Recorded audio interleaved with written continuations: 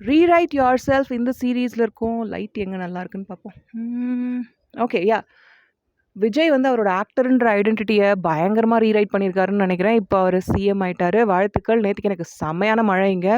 சுத்தமாக எனக்கு கரண்ட்டு எதுவுமே இல்லையா. நான் ஒரு 11:30 மணிக்கா ஓரளவு வந்து இன்டர்நெட்டை வச்சு என்னடா ரிசல்ட்னு பார்த்தா டிவி கேக்கு 100+ இருந்தது. ஏதாவது ஸ்கேம் பண்ணுறாங்களா நம்மள அப்படின்னு நினச்சேன் நான். பார்த்தா இல்லை ரியல் ரிசல்ட்ஸ் தான் தெரிஞ்சுது. ஸோ விஜய் அண்ட் டீமுக்கு வாழ்த்துக்கள். ஃபர்ஸ்ட் டைமர்ஸு அவங்கள நம்பி தமிழ்நாட்டை கொடுத்துருக்கோம். என்ன பண்ணுறாங்கன்னு பார்ப்போம். That's it. Rewriting your self right. உங்களோட பாஸ்ட் என்னவா இருந்தாலுமே உங்களோட ஃப்யூச்சரில் நீங்கள் என்ன நினைக்கிறீங்களோ அது ஆக முடியும். என்ன நினைக்கிறீங்களோ அந்த லைஃப்க்கு உங்களை கொண்டு போக முடியுன்றதுக்கு this is an amazing example as far as I can see. என்னோட பெர்செப்ஷனில் வந்து இது சூப்பரான மேனிஃபெஸ்டேஷனாக பார்க்குறேன். விஜய் இது மட்டும் இல்லை, இது ஒரு கோக்ரியேஷன் தான். மக்களோட நிறைய யங்ஸ்டர்ஸோட பிலீஃப் சிஸ்டம் வந்து இதில் ஒர்க் ஆகிருக்கு அப்படின்றத நம்ம பார்க்குறோம். யாராலுமே நம்ப முடியாத ஒரு வெற்றி இல்லையா. தட் சைடு உங்களோட வாழ்க்கையை இதே மாதிரி எப்படி மாற்றி அமைக்கிறது. முன்னாடி நீங்கள் இருந்த ஆளா, மனுஷியா, அந்த ஜாபில் இருந்தவங்களா, அந்த பிஸ்னஸில் இருந்தவங்களா, அந்த லைஃப்பில் இருந்தவங்களா இல்லாமல் புதுசாக உங்களுக்கு தேவையான லைஃப்பை எப்படி கட்டமைக்கிறது. அதுதான் இந்த ரீரைட்டிங் யுவர் செல்ஃப் சீரீஸில் பார்த்துட்ருக்கோம். இப்போ தான் புதுசாக நீங்கள் இணைஞ்சிருக்கீங்கன்னா இதுக்கு முன்னாடி இருக்க வீடியோஸ் பாருங்கள். 2-3 வீடியோஸில் வந்து 30 days சேலஞ்ச் கொடுத்துருப்பேன். அதை எடுத்துக்கோங்க. டெய்லி அடுத்த 30 நாளைக்கு நீங்கள் வந்து உங்களோட ஃப்யூச்சர் செல்ஃபாகவே மாற போகிறீங்க. உங்களோட ஃப்யூச்சர் செல்ஃப்லேயே வந்து லயிச்சு நிற்க போகிறீங்க. நான் அந்த வீடியோவையும் நான் இங்கே லிங்க் பண்ணுறேன், 30 days சேலஞ்ச் வீடியோவை. ஸோ 30 days சேலஞ்சை வந்து நிறைய பேர் எடுத்திருக்கீங்க. உங்களுக்குலாம் வந்து இன்றைக்கி நான் ஒரு டெக்னிக் கொடுக்க போகிறேன். ஓகே, இந்த 30 days சேலஞ்சை இன்னும் மும்முரமாக பண்ணுறதுக்கும் சீக்கிரமாக உங்களோட மேனிஃபெஸ்டேஷனை உங்ககிட்ட கொண்டு வரதுக்கும். அது என்னென்னா, இன்றைக்கி ஒரு நைட்டு உங்கள் வேலையெல்லாம் முடிச்சுட்டு ரிலாக்ஸ்டாக என்ன பண்ண போகிறீங்கன்னா, உங்களுக்குன்னு ஒரு நோட் புக் இல்லை ஒரு பேப்பர் எடுத்து, இப்போ ஃப்யூச்சருக்குன்னு ஒரு ஐடென்டிட்டி வச்சுருக்கீங்கல்ல, எனக்கு இந்த ஜாப் கிடச்சிருச்சு, இந்த ஜாபில் நான் உட்காந்துருக்கேன், இந்த ஜாபை நான் செஞ்சிட்ருக்கேன் அப்படின்ற மாதிரி, இந்த சேலரி வாங்கிட்டுருக்கேன்னுட்டு, அந்த ஜாபை செஞ்சிட்ருக்க ஒருத்தவங்களோட லைஃப்பில் ஒரு சின்ன இன்சிடெண்ட் நடக்குது, ஒரு பாசிட்டிவான இன்சிடெண்ட். அது ஒரு சிம்பிளான இன்சிடெண்ட்டாக கூட இருக்கலாம். அந்த பஸ்ஸோ, ஆட்டோவோ, காரோ எடுத்துக்கிட்டு நீங்கள் அந்த ஜாபுக்கு போகிறீங்க, லிஃப்ட் எடுக்கிறீங்க, உங்களோட ஐடென்டிட்டி கார்டை ஸ்வைப் பண்ணிவிட்டு உள்ளே போகிறீங்க. உங்களோட கேபின்குள்ளேயோ உங்களோட டீமோட அந்த என்விரான்மெண்ட்குள்ளே போடுறீங்க. உங்களோட சேரில், உங்களோட டெஸ்கில் நீங்கள் வந்து உங்களோட பேக்கை வச்சுட்டு உங்கள் சேரில் நீங்கள் உட்காடுறீங்க. லேப்டாப்பை ஆன் பண்ணுறீங்க. இது ஒரு ஐடி கையோ கேர்ளையோ என்விஷன் பண்ணி நான் சொல்கிறேன். உங்களுக்கான ட்ரீம் எதுவாக இருந்தாலும் இந்த ஒரு சின்ன இன்சிடெண்ட், என்னோடய ட்ரீம் ஜாப், என்னோடய ட்ரீம் சேலரி அப்படின்னு இல்லாமல் நீங்கள் ரெகுலராக பண்ணுற ஒரு சின்ன விஷயம், அந்த டே டு டேயில் இருக்க ஒரு சின்ன விஷயத்தை எடுத்து அதை எழுதுறீங்க. இங்கே நான் ஒரு சின்ன எக்ஸாம்பிள் கொடுத்துருக்கேன். என்ன எக்ஸாம்பிள் கொடுத்துருக்கேன்? டிரான்ஸ்போர்ட்டேஷன் சூப்பராக கிளம்பி ஒரு வண்டியை பிடிச்சி ஆஃபீஸில் போய் இறங்குறீங்க.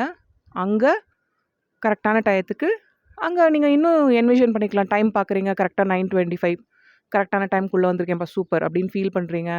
உங்கள் டெஸ்கில் பேக் வைக்கிறீங்க, உட்காடுறீங்க, ரிலாக்ஸ் பண்ணுறீங்க. பக்கத்தில் ஹாய் ஹலோ சொல்கிறாங்க உங்கள் ஃப்ரெண்ட்ஸு, என்ன ட்ரெஸ் போட்டிருக்கீங்க, இந்த மாதிரிலாம் டீட்டெயில்ஸ் ஆட் பண்ணிக்கலாம். ஆனால் ஒரு சின்ன இன்சிடெண்ட்டாக வைங்க. ஸோ இப்போ என்ன பண்ணுறோன்னா, அதில் அவ்வளோதான், அந்த அந்த ஒரு சின்ன ஈவெண்ட் மட்டும்தான். ஓகே, லேப்டாப்பை ஆன் பண்ணுறீங்க, இவ்வளோதான். இதை ஃபஸ்ட்டு எழுதிருங்க. ஏன் சொல்கிறேன் அப்படின்னா, எழுதிட்டிங்கன்னா உங்களுக்கு ஒரு கிளாரிட்டி வந்துடும். எந்த அளவுக்கு மும்முரமான டீட்டெயில்ஸ் கொடுக்க போகிறீங்க, கொடுக்க போகல அப்படின்ற அந்த கிளாரிட்டி உங்களுக்கு வந்துடும். ஓகே, ஒரு பக்கத்துக்கோ 2 பக்கத்துக்கோ இந்த ஒரு சின்ன இன்சிடெண்ட்டை நீங்கள் எழுதிடுறீங்க. எழுதி முடிச்சதுக்கப்புறமா என்ன பண்ணணும் அப்படின்னா, நல்லா ரிலாக்ஸ் பண்ணிக்கோங்க. ஃபோன் கீன் எல்லாத்தையும் தூக்கி ஓரமாக போட்டுருங்க. ஓகே, தூங்குறதுக்கு, அதாவது படுத்துடுறீங்க, நல்ல ரிலாக்ஸ்ட் மோடுக்கு போங்க. ரொம்ப டீப் பிரெத் பண்ணி ரொம்ப உங்களையே ரிலாக்ஸ்ட் ஆக்கிக்கிட்டு, ஆல்மோஸ்ட் தூங்க போகிறோம் அப்படின்னு இருக்கும்ல, எனக்கு நல்லா தூக்கம் வந்துருச்சுப்பா அப்படின்ற அந்த ஒரு ஸ்டேட் நம்மளுக்கு தெரியும். அந்த ஸ்டேட்டுக்கு நீங்கள் போனதுக்கப்புறமா உங்களோட ஹார்ட்டில் ஃபோக்கஸ் வைங்க. உங்கள் மைண்டில் ஃபோக்கஸ் இல்லை. உங்கள் மைண்டில் ஃபோக்கஸ் வச்சிங்கன்னா நிறைய தாட்ஸை தான் நீங்கள் திருப்பி ஆரம்பிச்சிடும். மைண்டில் ஃபோக்கஸ் இல்லை. நல்ல தூக்கத்துக்குள்ளே போகிறதுக்கு சமயத்தில் உங்கள் ஹார்ட்டோட அந்த பீட்லையும் உங்களோட சுவாசத்துலேயும் மட்டும் உங்கள் கவனம் இருக்கட்டும். இந்த பக்கம் மட்டும் உங்களோட ஃபோக்கஸை வைங்க. ஓகே, அதுக்கப்புறம் என்ன பண்ணுங்கள், நீங்கள் என்ன எழுதியிருக்கீங்களோ அந்த சீனை நீங்கள் பண்ணிகிட்ருக்கீங்க அப்படின்ற அந்த ஒரு ஃபீலிங்கில் பாருங்க. எக்ஸ்டர்னல் விட்னஸா பார்க்காதீங்க. ஒரு எக்ஸ்டர்னலா ஒரு ஆளு அவங்க பண்ணிட்டு இருக்கிறத பார்க்குறாங்க அப்படின்னு பார்க்காதீங்க. அந்த பண்ணிட்டு இருக்கிறதே நீங்க தான். அப்படின்ற அந்த வைபுக்குள்ள போய் பாருங்க. ஏன்னா எக்ஸ்டர்னலா அது ஒரு டெக்னிக் எக்ஸ்டர்னலா பார்க்குறது. பட் நீங்க அந்த அந்த அந்த ஆளாவே நீங்க ஒரு பிஓவி சொல்லுவோம்ல, பாயிண்ட் ஆஃப் வியூ பெர்செப்ஷன்ல நெறைய Instagram ரீல்ஸ்லாம் பார்த்துருப்பீங்க. நம்மளோட கண்ணோட்டத்துல நம்ம உலகத்த பார்ப்போம் தெரியுமா? ஸோ உங்க கண்ணு முன்னாடி நீங்க தெரிய மாட்டீங்க. உங்க கண்ணு முன்னாடி என்ன தெரியும்? ஆ பஸ் வந்துருச்சு. இந்த பஸ்ல ஏறணுன்ற அந்த பஸ்ஸு தெரியும். அதுல அங்க இருக்க கூட்டம் தெரியும். அந்த ரோடு தெரியும். நீங்க தெரிய மாட்டீங்க. ஏன்னா நீங்க தான் அந்த 3Dல இருக்க அந்த ஆளு. ரைட்? ஸோ நீங்க அது அந்த பெர்செப்ஷன்ல அந்த வியூல நீங்க அந்த ஃபுல் இன்சிடென்ட்டையும் பாருங்க. உங்க கண்ணு முன்னாடி தெரியிற விஷயங்கள மட்டும் பாருங்க. நீங்களாவும் இருக்கிற அந்த விட்னஸா பார்க்காதீங்க. நான் தனி, அவன் தனி, நான் ஏதோ ஒரு சீன பார்த்துட்ருக்கேன் மூவி மாதிரி அப்படின்னு பார்க்காம, நீங்க அந்த மூவிக்குள்ள தான் இருக்கீங்க. அந்த ஆளுக்கு தான் எல்லாமே நடக்குது அப்படின்ற மாதிரி, அந்த ஜாப அடைஞ்ச மனுஷன் அந்த ஒரு இன்சிடென்ட்ட கோ த்ரூ பண்றான். ரிமெம்பர் இது உங்க பாஸ்ட்ல நடக்கல.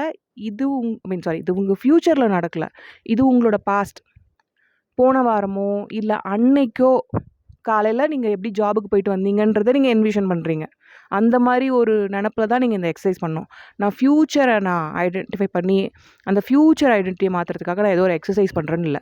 உங்க வாழ்க்கையில இது ரெகுலரா நடக்கிற ஒரு விஷயம்.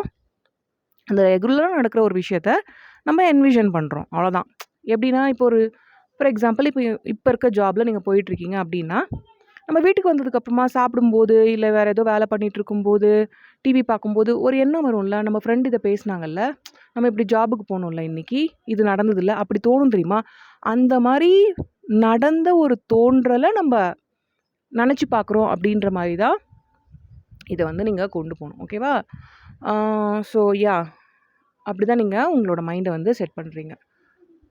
ஸோ இது வந்து பாஸ்ட்ல நடந்த விஷயம். இது ஃபியூச்சர்ல நடக்க போற விஷயம் கிடையாது. இது உங்க பாஸ்ட்ல ஆல்ரெடி நடந்த விஷயத்த நம்ம ஜஸ்ட் நெனச்சு பார்க்குறோம் அப்படின்ற மாதிரி இத செய்றீங்க. அதுக்கப்புறமா தூங்கிடுறீங்க. இத கன்சிஸ்டன்ட்டா 3 நாளைக்கு செய்யுங்க. இன்னைக்கு மே 5ஆம் தேதி இந்த வீடியோவ நான் பப்ளிஷ் பண்றேன். இப்ப தான் நான் எடுக்கிறேன். மே 5, 6, 7 3 நாளைக்குமே இத செய்யுங்க. இந்த எக்ஸர்சைஸ் வந்து உங்களோட ஐடென்டிட்டிய ஃபியூச்சர்ல வச்சிருக்காம, இது ஆல்ரெடி எனக்குள்ள வந்திருக்க ஒரு விஷயம் அப்படின்னுட்டு, உங்களோட பாஸ்ட்லயே நீங்க நிலைநிறுத்த செய்யும்போது, உங்களோட மேனிஃபெஸ்டேஷன்ஸ், உங்களோட ட்ரீம் லைஃப் ரொம்ப சீக்கிரமா வர்றத பார்ப்பீங்க.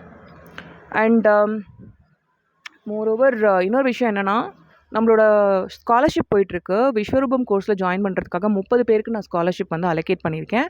அண்ட் 20 பேருக்கு இங்கிலீஷ் மாஸ்டரி, கிராமர் மாஸ்டரி மத்த கோர்ஸ்களுக்கு நான் வந்து அலோகேட் பண்ணியிருக்கேன். இது 7ஆம் தேதியோட முடிஞ்சிருது. 7ஆம் தேதி வரைக்கும் வெயிட் பண்ணாதீங்க. ஃபர்ஸ்ட் கம் ஃபர்ஸ்ட் சர்வ் தான் சொல்லியிருக்கேன் நானு. ஸோ யாருக்கெல்லாம் தேவையோ உடனே வந்து எனக்கு ஜாயின் பண்ணிக்கோங்க. எப்படி ஜாயின் பண்ணணுன்ற டீட்டெயில்ஸை நான் டிஸ்கிரிப்ஷன் பாக்ஸ், பின்டு காமெண்ட்லலாம் குடுத்துருப்பேன். அத செக் பண்ணிக்கோங்க. ரைட்?